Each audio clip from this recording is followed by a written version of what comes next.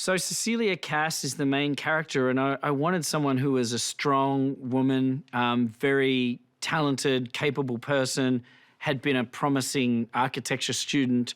I wanted her to be someone with her whole life in front of her who was suddenly cut short by a relationship.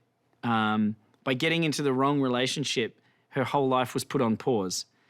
And she found herself in this really controlling situation where she was stifled as a human being and couldn't do anything. She was suffocated by her partner.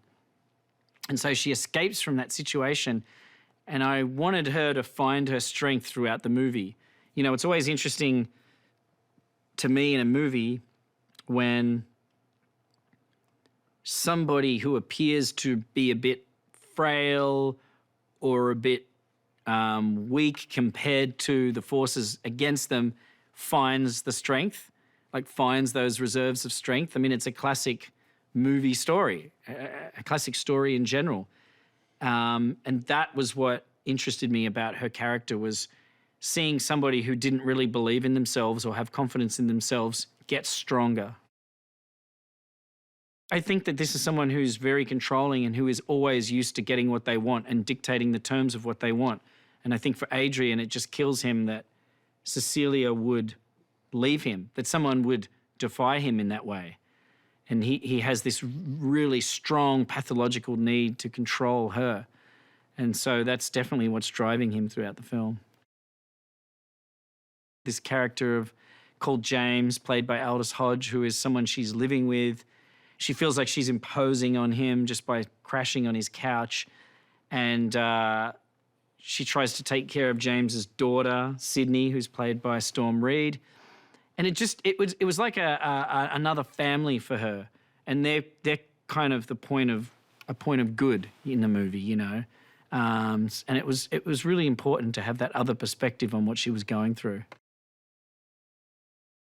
I knew that a lot of the time I wanted to do things practically in this movie. I knew that it was a lack of visual effects that would make it special, like just pointing the camera at an empty room. You know, the emptiness is the special effect. Or more accurately, the audience's imagination is the special effect. What the audience can fill in the blanks with is incredible. You know, they can conjure up in their mind something far more terrifying than you can physically conjure up.